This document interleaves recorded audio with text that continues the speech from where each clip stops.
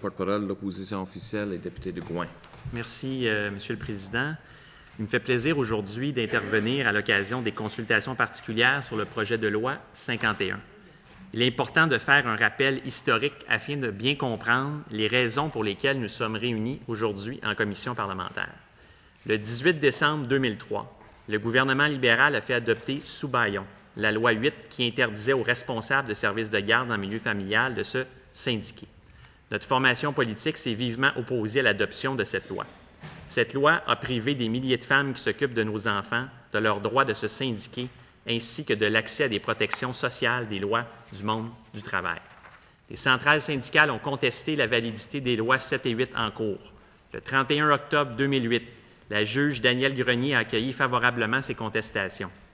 Le 24 novembre 2008, en pleine campagne électorale, le gouvernement libéral changeait son fusil d'épaule et annonçait qu'il ne porterait pas en appel le jugement Grenier. Le 13 mai dernier, le ministre de la Famille déposait le projet de loi 51.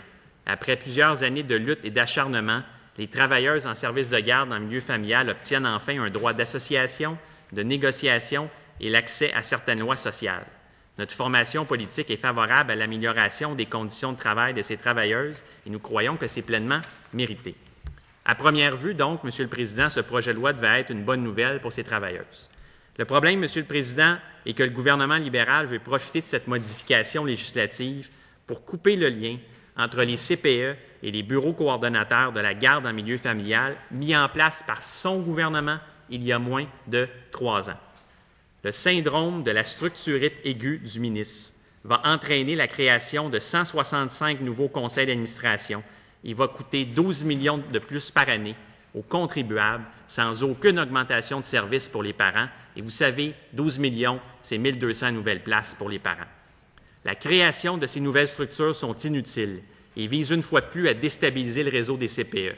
Les articles 77, 78 et 83 du projet de loi suscitent beaucoup d'inquiétudes parce qu'ils retirent les mandats de formation et de surveillance des bureaux coordonnateurs.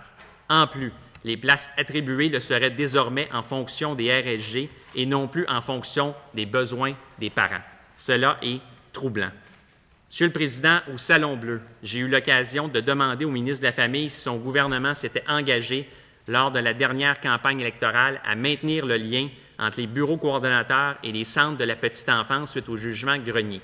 Le ministre n'a jamais répondu à ma question.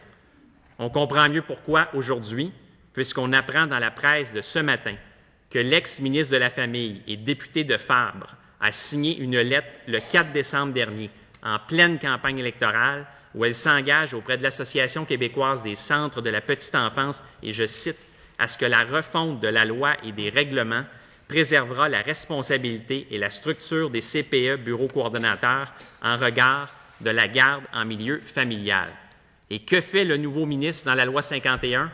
Exactement le contraire. Il sépare les CPE des bureaux coordonnateurs.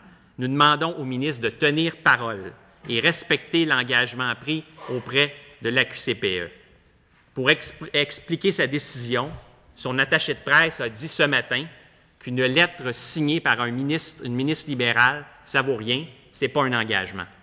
Monsieur le Président, je sais que le ministre ne veut pas passer à l'histoire comme celui qui aura complété l'œuvre de l'ex-ministre de la Famille, Carole Théberge, qui avait fait adopter par son gouvernement, sous le bâillon, en décembre 2005, la loi 124.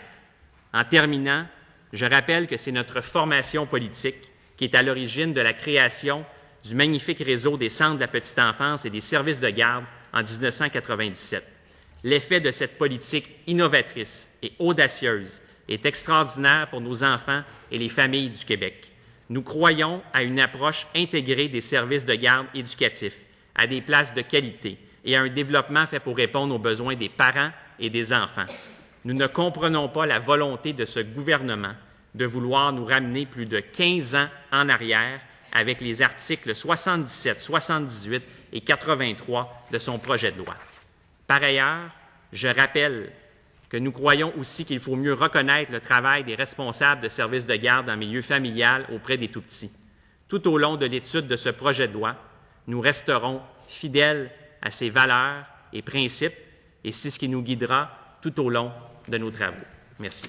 Merci beaucoup, Monsieur le député de Gouin. Monsieur le...